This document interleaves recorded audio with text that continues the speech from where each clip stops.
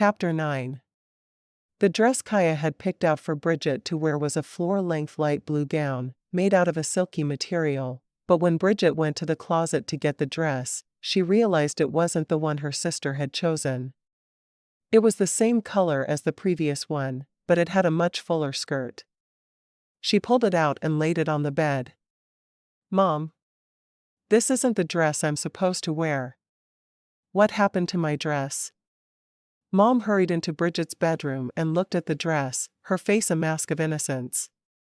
"I have no idea. You'll have to wear that one." "Mom, this looks like a Cinderella costume." "I cannot wear a Cinderella costume to my sister's wedding reception." "Well, the dress is formal enough for the reception." "This thing is going to be formal. You'll have to just wear what you have." Bridget frowned. "I don't know. I'm going to feel very out of place. This is something for a formal ball or Halloween. You're just going to have to suck it up. I don't know what else to tell you. It's time for us to leave." Mom was already dressed in a mid-calf length emerald green dress that was pure elegance. "I don't know. I'd feel better in jeans than in this fancy thing. What happened to the dress I was supposed to wear?" Dad stuck his head into the room. "It's time to go, Vicky." "Dad, do you know anything about my dress? This isn't the one I agreed to wear." "I don't know nothing about no dress. I've never worn one myself."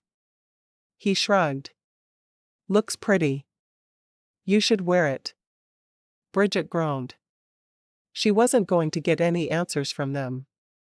When her dad put on his country boy act and started using double negatives, she knew he was being evasive, but what could she do? She sighed and watched her parents disappear. Kevin was supposed to be there in 10 minutes, and she needed to be dressed when he got there. There was nothing to do but put on the silly ball gown. She slipped into it, frowning down at the full skirt. She felt like she'd stepped straight out of Gone with the Wind, but there really wasn't anything else for her to wear. She stepped into the bathroom and quickly added a touch of makeup, and then she looked for her shoes. She was supposed to have heels to wear. Where were her heels? In their place were ballet slippers. How on earth was she supposed to make those work? It had snowed again while she was soaking in the hot tub. Bridget wanted nothing more than to admit defeat and stay in the cabin, crying all night. Kevin was up to something, and she had no idea what. The dress was all wrong. She was going to look like a fool. She took a deep breath and looked at herself in the mirror. The dress was beautiful, and she did feel a bit like a princess wearing it. She would never see these people again. In fact, while Kevin was dancing with Jacqueline, which she would encourage with everything inside her, she'd go talk to Wade and let him know that she was rescinding her job application. She was not going to work and live on this ranch. There was no way she could. The knock at the door came at exactly 7, and she hurried and opened it, her gaze landing on Kevin's broad shoulders in a formal suit. She'd never seen him in anything but jeans, and she felt the breath knocked out of her. He was something else. His tie matched her dress perfectly, and he had a fancy handkerchief that matched tucked into his suit pocket. "You look absolutely amazing," he said, slightly out of breath himself. Bridget gave him a half smile. Why was he even trying? She was leaving in 36 hours, and he had someone else he was interested in anyway. Maybe there was a new guest on the ranch who he'd spent the day with. That had to be it. He offered her one arm, and she took it, turning to lock the door. When they got to his car, she stopped short. There was a huge pumpkin taped to the top of his car with what looked like orange duct tape. Kevin?" "Yes?" "You do realize you have a pumpkin taped to the top of your car, don't you?" "Yes, I do." Bridget nodded. "All right. I was just making sure you knew about it." "He's lost his mind. I need to proceed cautiously." He opened the passenger door for her. "Your coach awaits you, milady." "Milady?" Bridget couldn't help but giggle. Men with Texas accents could not say "milady" without making people laugh. What is he up to? He hurried around and got behind the wheel, driving them the short distance to the main ranch house. They're working on a bigger venue for parties like this that will be in a barn. Well, it'll be built to look like a barn, but no actual animals will have pooped in it. This was the Kevin she knew and loved. The one talking about cow poop while they were all dressed up and looking fancy. I'm sure this one will be big enough for this party. I'm sure it will. He stopped behind the main house and hurried around to get her door for her. He'd never displayed that type of old-fashioned manners before, and she wondered again what was going on with him. He tucked her hand behind his elbow and hurried to the door, opening it wide. You ready? She nodded. I guess so. I feel like I'm a bit overdressed, but the dress I was supposed to wear disappeared. When they walked in, she spotted Kaya with Glenn over on the other side of the room, and she immediately started walking in that direction with Kevin keeping pace with her. Where's the dress I was supposed to wear? She hissed in her sister's ear. I feel like a fool. You look gorgeous, Kaya whispered. Just go with it. Go with what? Kevin's acting weird. There was this strange pumpkin on top of his car held there by duct tape, and my dress was missing. What's going on? You'll understand in a little while. Kaya turned back to the woman in front of her, greeting her calmly. Lily, this is my twin sister Bridget. Bridget, this is Lily Donahue. She's the event coordinator here at the ranch. I never could have pulled this off without her. Bridget smiled at the woman. It's nice to meet you. Lily nodded. You too. She turned back to Kaya, asking about how she liked the decorations. Bridget sighed, standing beside her sister until it was time to eat. She was seated at the main table with Kevin, Glenn, and his parents, Donna, Kaya, and her parents. When they had been served their chicken dinners by the wait staff, Kevin said a prayer for the entire room and sat down beside her. His hand squeezed hers under the table. As soon as the meal was over, the dancing began. After the first obligatory dances of the newlyweds with each other and parents, Kevin bowed low over Bridget's hand. May I have this dance? Bridget frowned. You're really starting to creep me out, Kevin. He just grinned at her, leading her to the dance floor even though there was no music playing. At his nod to the small band that was playing, the song "Stealing Cinderella" filled the room. Bridget had only heard the song a few times, and it had always made her cry. She looked up at him with a question in her eyes that she wasn't sure how to voice. No one joined them on the dance floor as they slowly spun around.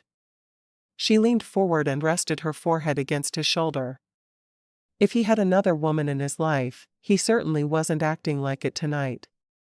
Tonight, he acted as if she was the only woman in the room, no, the only woman in the whole world.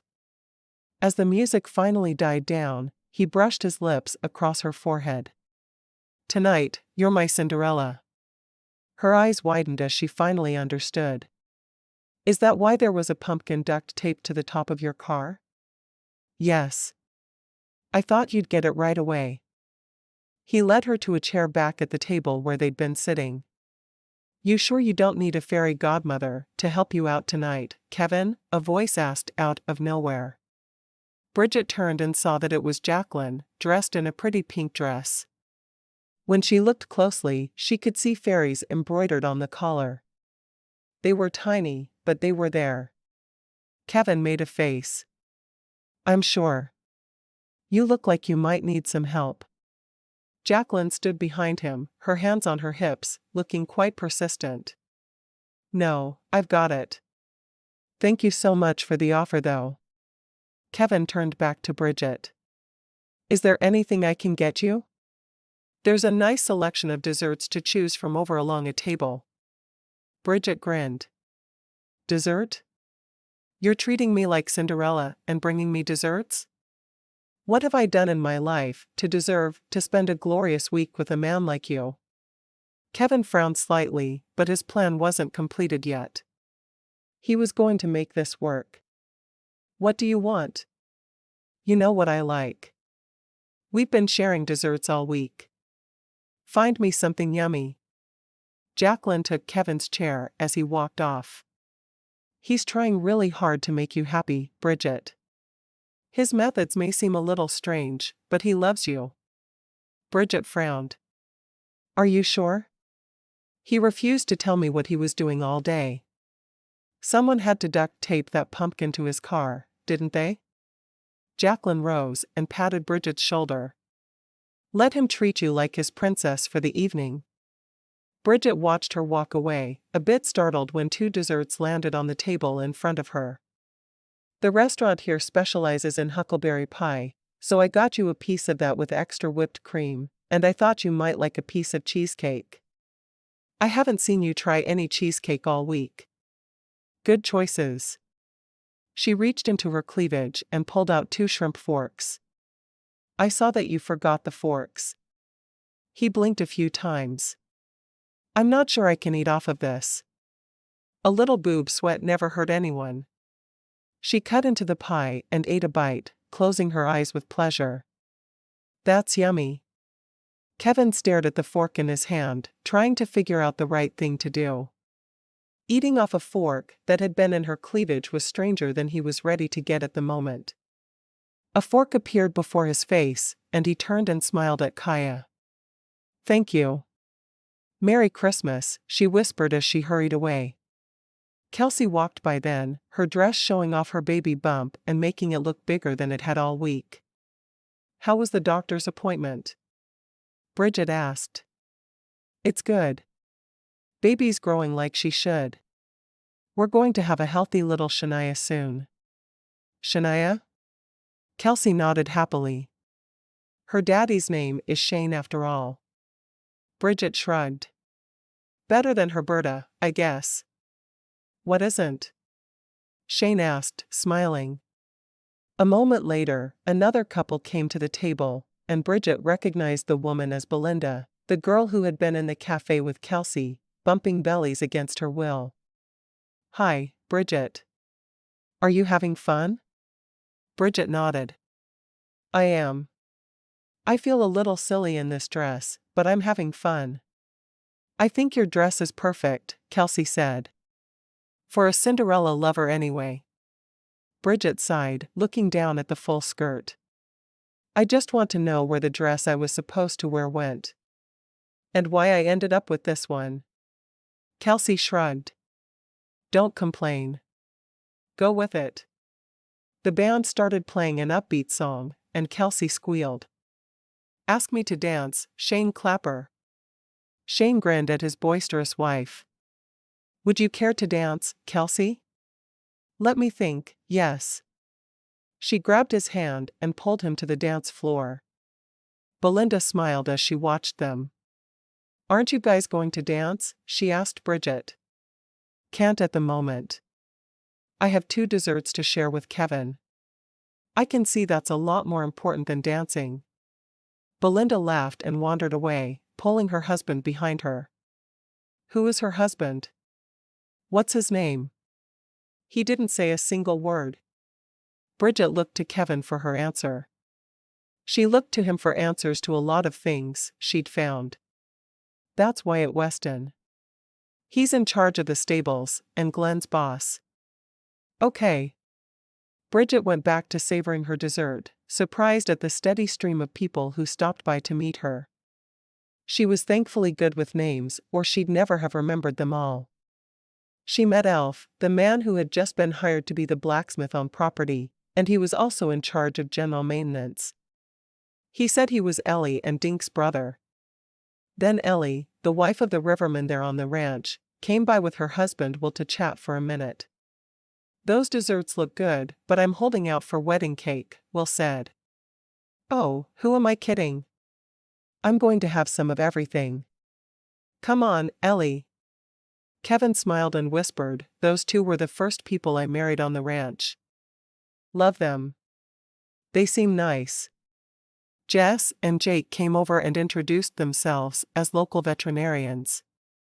Jess's eyes struck Bridget. "You must be related to the Westons." "Your eyes are a dead giveaway." Every Weston she'd met so far had ice blue eyes.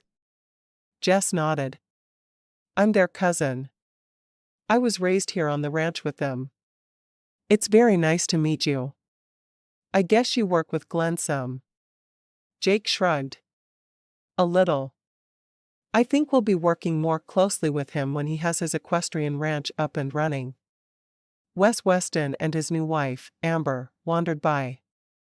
"I heard you did a little bit of Bigfoot hunting. Did you find anything?" Bridget shook her head. "No, but I wanted to." Why does everyone laugh when they say that? If I were a Bigfoot, I'd choose to live in this area for sure. Kelsey dragged another woman over by the hand.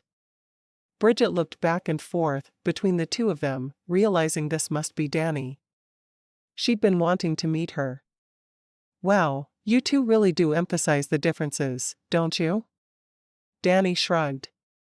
She was wearing a pair of nice slacks and a pretty blouse, instead of the formal gown her sister wore. "We were dressed alike until we were old enough to refuse to go to school that way ever again." Bridget laughed. "Kaya and I were dressed alike when we were little as well, but there isn't another set of twins who looks more different." "Oh, I don't know," Danny said, obviously thinking about it. "I can see it in your facial features, but your coloring and size are so different. I mean, you're both slender, but Kaya has to be over 6 foot. And I'm much shorter," Bridget said with a shrug. "She calls me Bridget the Midget, which isn't exactly flattering." "It's definitely a sister thing." Danny looked at her desserts. "Oh, there's pie?" "Where?" Bridget pointed in the direction of the dessert tables, and as the sisters walked away, she turned to Kevin. "They couldn't be more different." Kevin shook his head. "No, they couldn't. You and Kaya are more alike than they are. I wonder if they ever stab each other with shrimp forks." She'd always been curious about other sets of twins, wanting to get inside their heads.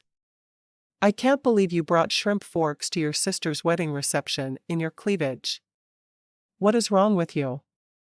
Do you want a written list, or can you just take mental notes?" He laughed, shaking his head. "You know, you are a very unique woman.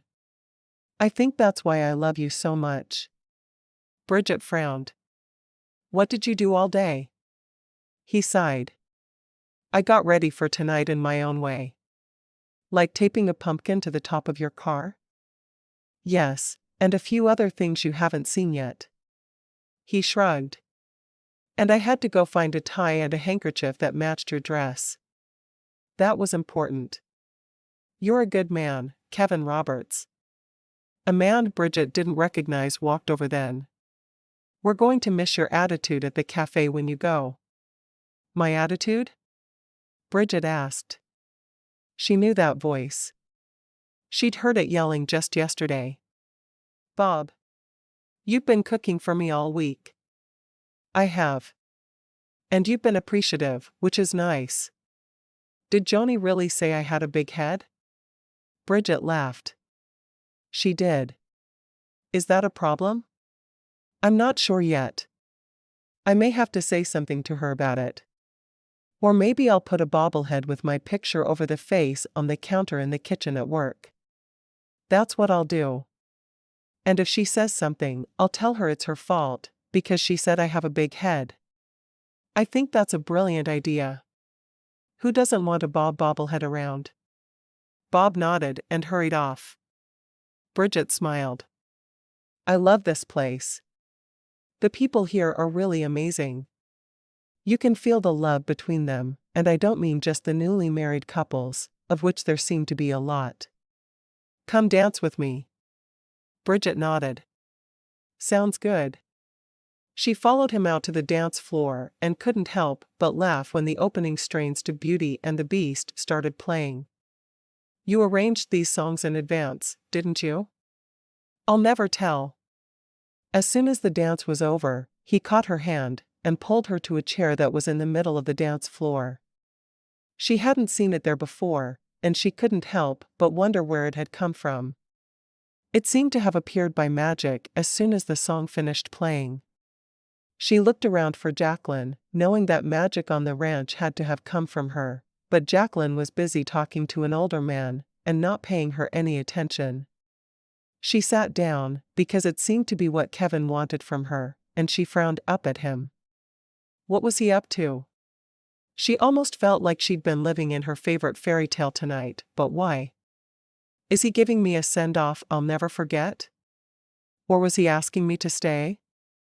Kevin nodded at someone she couldn't see, and Bob appeared at his side, holding a silk pillow in the same shade of blue as her dress. On top of it was a red cowboy boot, balanced precariously. She wanted to laugh at how silly the boot looked on a pillow, but he was obviously trying to make a very grand gesture, and she wasn't about to ruin it for him. Or anyone else. Bob seemed to care very much about whatever it was they were doing there. Bridget stared at the boot in confusion as Kevin plucked it from the pillow and knelt on the floor at her feet. Cinderella should always be given a shoe by her prince, but we're on a ranch, so I thought a cowboy boot would be more acceptable. Bridget laughed. Does this mean you're my prince? Could a pastor even be a prince? Was that legal? It means I want to be. Kevin removed the ballet slipper from her foot and carefully pushed the cowboy boot on. Will you be my Cinderella? Of course, I'm your Cinderella. Does this mean you've made your choice? Had he done all this to tell her that Cinderella was his favorite princess? He sighed. I'm a Cinderella man. How could I choose another princess, when my princess's opinion is really the only one that matters to me? She smiled, swiping away a tear. It was then she realized everyone in the whole room had gathered around them, including her family. Kevin turned to her father, who had materialized beside her. I'm going to do what the song said, Mr. Taylor. I'm stealing Cinderella. You can have her. Bridget frowned at her father. Dad. That's not how the song goes. Weren't you listening to the words? Dad shrugged. Who cares? If someone will take your mother, I'll give her away too. Everyone laughed at that, especially when he put his arm around Mom's shoulders and kissed her cheek. It was obvious he wasn't getting rid of his wife for anything. Kevin turned back to Bridget. I want you to be my Cinderella. Bridget frowned. I already said I would. I even let you put the boot on my foot. I don't think you understand. He reached into the pocket of his suit and pulled out a box, opening it for her to see. I want you to be my Cinderella for the rest of my life. Not just tonight. Bridget stared at him in astonishment. When had he gotten an engagement ring? He'd gone to a lot of trouble to make sure everything was perfect so he could do this tonight. Please? Chapter 10.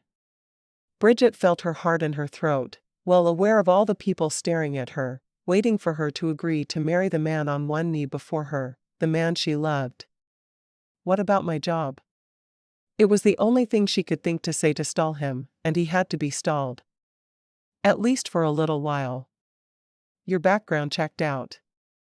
The nursing job here on the ranch is yours, if you'll take it. Wade's voice was loud and strong. Bridget hadn't even realized he was there until that very moment. Kevin looked at her expectantly. See? It's settled. You have a job here. Bridget felt her heart pound faster and faster, incredibly nervous to be the center of attention at such an important time. Finally, she let out a whoosh of air. Can we talk privately? Please? Kevin's face fell as he nodded and got to his feet. If she wanted to talk privately, that could only mean one thing. She was going to refuse. He offered her his hand, and they walked together out of the circle of people surrounding them, and through the doors to the main part of the house. He led her to the library, where they'd spent so many evenings together. Once they were both sitting on the couch, Bridget turned to him fully. I wasn't expecting this. I thought you were with some other girl today, so you asking me to marry you this evening came as a real shock. I'm not sure what to say. Kevin steadied her face. Start by telling me how you feel about me. I'm in love with you, Bridget, and I want to know there's a chance of a future between us. Kevin, I'm sure you know I love you. That's not my hesitation at all. I'm worried that I'll be a terrible pastor's wife. I know that you don't really have a congregation, but still, I feel like I need to act all proper and circumspect to be married to a pastor. I keep shrimp forks in my cleavage, for Bob's sake. Kevin blinked a few times. For Bob's sake? She shrugged. A friend of mine says that a lot, and I kind of like it. Don't you? I have no idea how to even respond to that.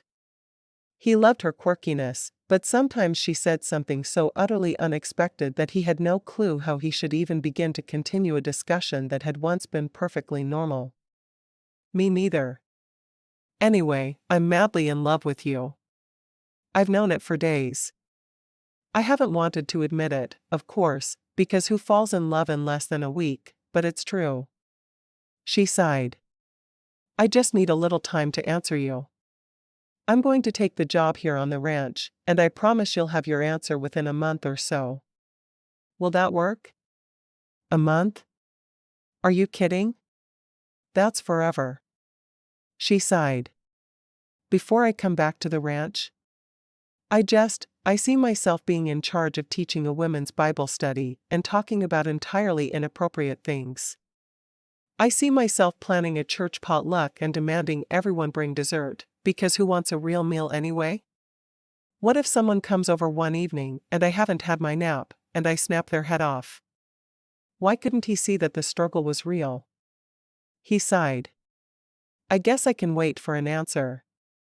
I'll be worse than a small child waiting for Santa Claus to come, but I'll do my best. She leaned toward him and pressed her lips to his. Have you ever kissed a princess before? Can't say that I have, but I'm sure I like it. He traced her cheek with one finger. We need to get back to the reception. He looked down at the ring box still in his hand and snapped it shut. I guess I'll keep this until you can figure out how to answer me.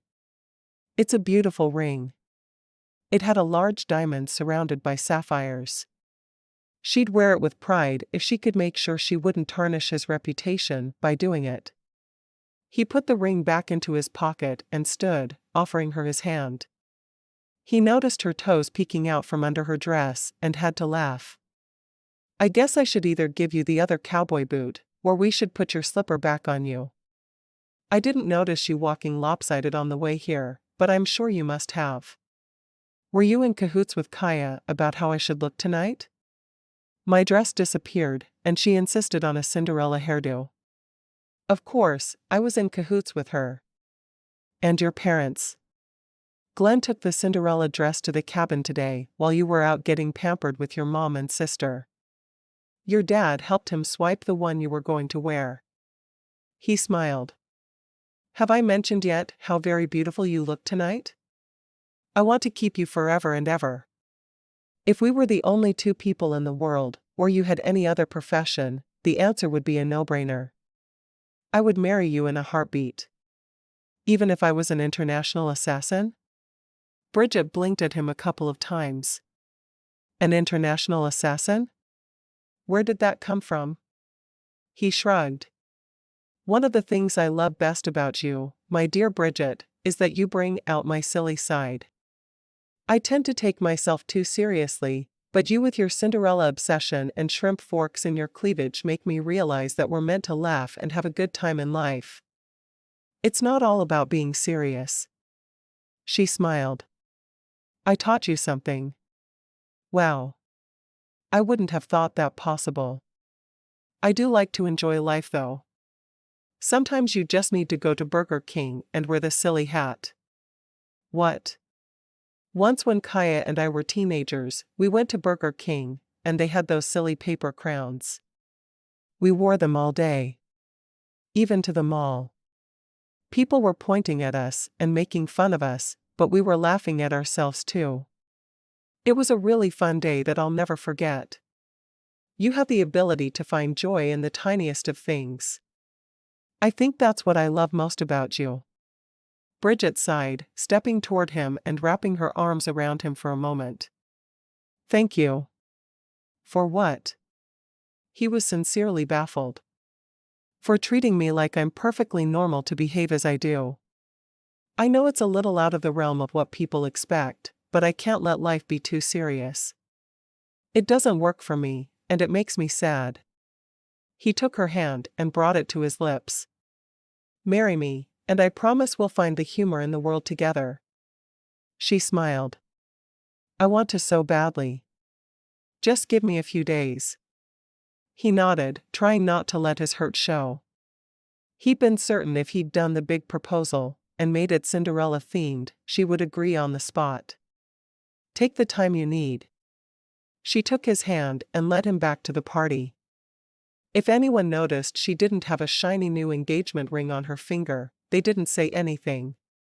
Asterisk. Bridget sat in the front row of the small church in the Old West town the following morning. She was more a back row and escape early before she could offend someone type girl, but for Kevin, she was willing to do just about anything. She went to church every Sunday, and had since she was a child, but she'd never felt so much a part of a sermon. She was amazed at how casual he was in his preaching. He wore a pair of jeans and cowboy boots, and his shirt was a green checked button-up Western shirt. His message was simple. It was all about love, and went into detail about the 3 words in the New Testament that were translated into love in the English language. There was no modern Christian band playing, and the people there simply sang hymns. She liked the feel of the church. It wasn't one of the modern megachurches like she'd been a member of all her life. Instead, it was simple and old-fashioned. Most of the people she'd met on the ranch were there that day, and they were all dressed in the same manner as Kevin. Midway through his sermon on love, she had her answer. He was so calm and casual in his preaching, that she knew it wouldn't be a tough job to be his wife. She could do it. More than that, she couldn't not do it. A life without him, and it wasn't something she even wanted to contemplate. Before she could stop herself, she said loudly over Kevin's voice. Yes. 1,000,000 times yes. She knew it was rude to interrupt his sermon, but wasn't it rude also to make him wait even a moment longer than he had to? He stopped talking and stared at her. Are you sure? Bridget nodded, her eyes filled with tears. I couldn't be surer. He drew a deep breath. Since my sermon is on the topic of love this morning, I'll briefly explain for those of you who were not at the wedding reception last night. I asked the beautiful woman sitting in the front row to be my wife in front of her entire family and half of the ranch. She told me she had to think about it. She's just given me her answer, and I'm afraid I'm going to have to take a 1-minute break from my sermon. Bridget watched him jump down off the stage where his pulpit was and walk to her. He took her hand and drew her to her feet.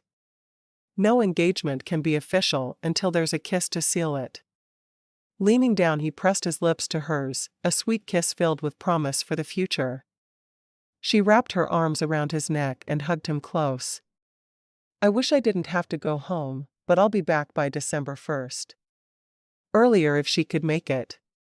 Of course there was packing to do, and a job to give notice for, and then she'd have to make the drive from Texas.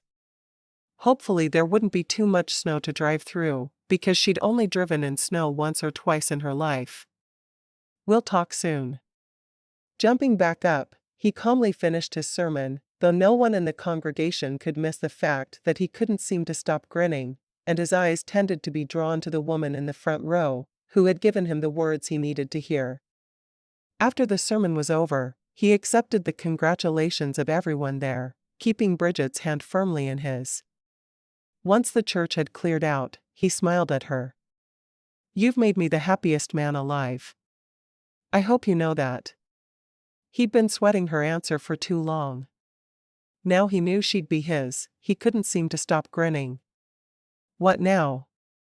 Lunch? He nodded. Yeah, let's go to lunch, and we'll talk about our future plans. I don't want to wait long. She shook her head. I don't either. I don't much like to be the center of attention, so I'd rather not have a big wedding. Maybe a quiet ceremony as soon as I get back? Is there someone in town who can do it? Sure is. They left the church hand in hand to find her parents waiting for them. Come to lunch with us, so we can make our plans. He wanted her parents to feel like they were gaining a son and not just losing a daughter. It would be different than the family he'd grown up with, because he'd never quite felt like one of the sons there, even though they'd treated him like he was. The 7 brothers he'd had all looked like brothers, with their slate gray eyes. His were brown. And he'd never taken their last name. Now he really would belong, because he'd have Bridget by his side forever. Absolutely, Mr. Taylor responded. Glad to get the other one off my hands. I wasn't sure anyone would want her. Kevin shook his head. Of course I want her. She's the most beautiful woman alive. How could I not? Together, they walked to the restaurant there on the ranch, laughing as people left their tables to congratulate them over and over. Word spread fast in a small town. I wish I'd brought your ring with me this morning, but I didn't think I'd get an answer in the middle of my sermon. He had to tease her about the moment she'd chosen to respond to his proposal. Hopefully she wouldn't make a habit of interrupting him. I didn't think you would either. Bridget shrugged. It just happened, and I had to share my decision with you. After lunch, where they decided to marry in a quiet ceremony as soon as she came back to Idaho, Kevin took Bridget for a walk through the new snow. What made you decide? He asked. She shrugged. I'm not sure. I guess part of it was the way you were so casual about your sermon today. It made me feel like I could be your wife. I'm so glad it did. He stopped by the lake and turned to her, taking her hands in his. I can't tell you how happy you've made me. You may not be the traditional pastor's wife that other men are looking for, but you'll be the right wife for me. That's what matters. Bridget smiled. And I know you'll be the right husband for me, but that was never in question.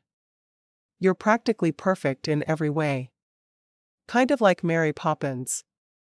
He groaned. Another Disney movie? I'm going to spend the rest of my life living on Disney dreams, aren't I? You are. But you'll love every second of it. Bridget grinned at him, loving his mock-tortured expression. We don't have to go to Disney for our honeymoon, do we? She shook her head. Not if you're willing to wear the Mickey and Minnie groom and bride mouse ears. Do those really exist? He said a silent prayer that she was making it up, because he knew he'd agree to whatever she wanted where the wedding was concerned. Yup. So how about it? Disney wedding or Disney honeymoon? Wedding, I guess. I'd rather honeymoon in one of the cabins up in the mountains, away from the world. I don't know that I'll ever be ready to share you. Just so you can keep being my Prince Charming. He kissed her forehead. As long as you're always my Cinderella.